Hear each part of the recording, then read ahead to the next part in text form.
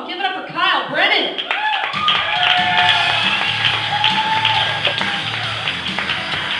Keep going for Katie Anderson and all the comedians you guys are doing tonight.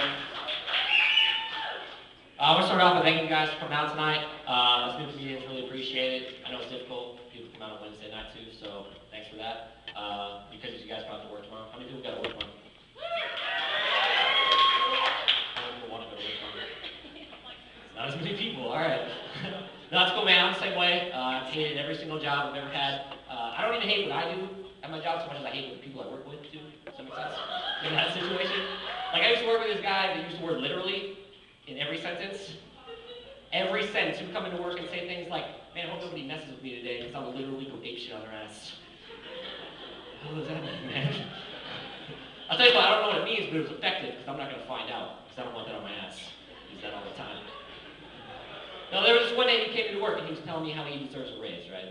And bear in mind, this guy's an idiot, okay? He's one of these guys who has a bookshelf in his living room, but instead of books, it's got like 2 bongs on top and the shelves are filled with every Girls Gone Wild DVD ever made. You know that guy? That's him.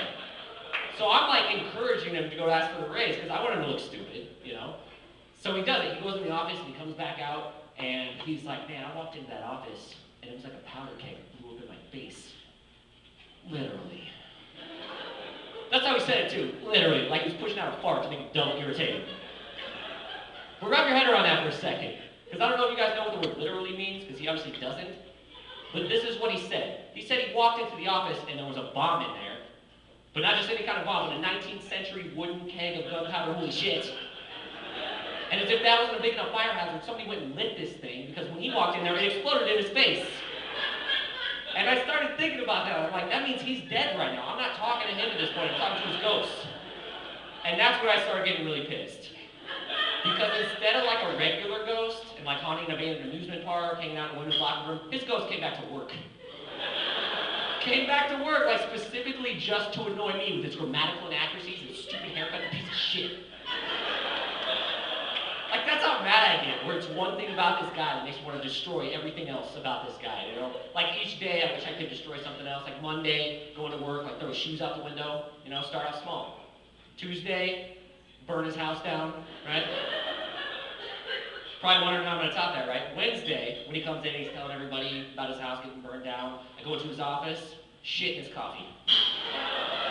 Shit in his coffee, man. And if you're wondering how that's worse than the house, well, think about it. The house really only involves him.